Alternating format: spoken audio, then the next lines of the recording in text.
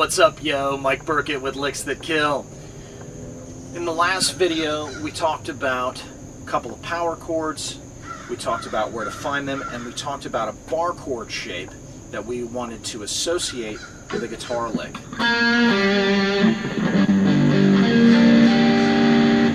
The point of the bar chord and the lick is that if we move that chord anywhere on the neck, the lick goes with it.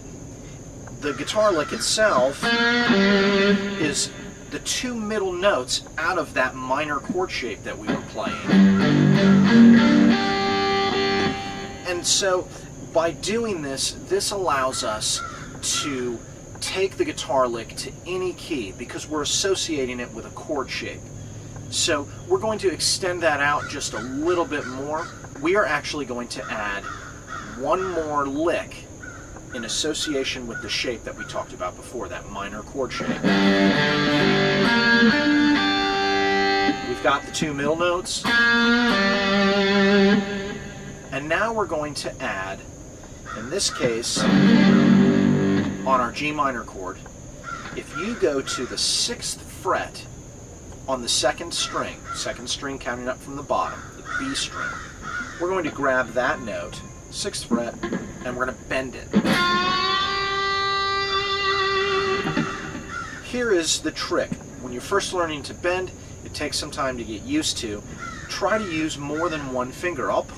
If I'm bending with my 3rd finger, I'll put the 2nd and the 1st finger on the frets behind it on the same string to help push that string up.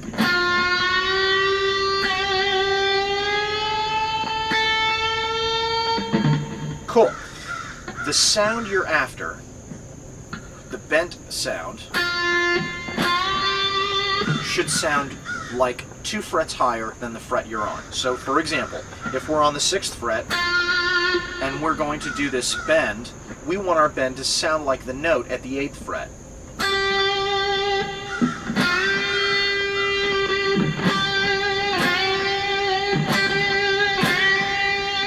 Cool, cool. And now we can add that to the lick that we've already got.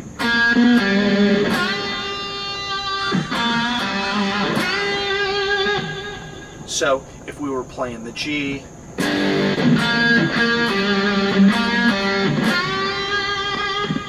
and when it goes to the next chord, before we played G at the 3rd fret, and then we went to the C at the 8th fret, you can play the exact same phrase. The bend needs to be in the same relationship fret-wise as we did on the G. So when you shift it all up to C, there's our C, that minor shape. And now our bend is on the 11th fret.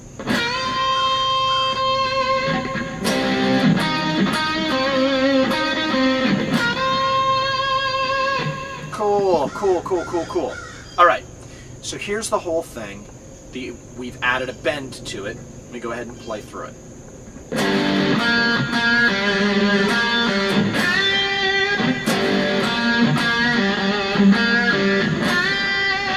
To the C.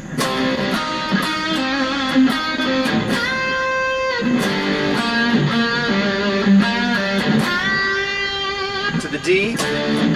Not enough time to get the bend. C, and back to G.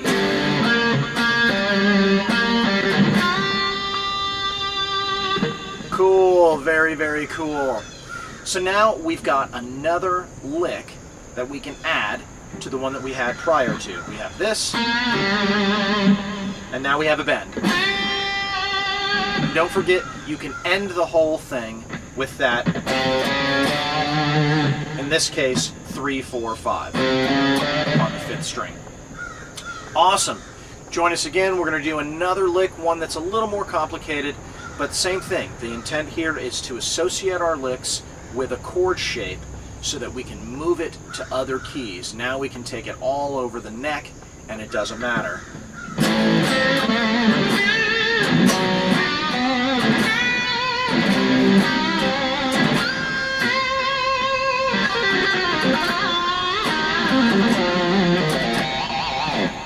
Awesome. Happy practicing. Join us again for the next one.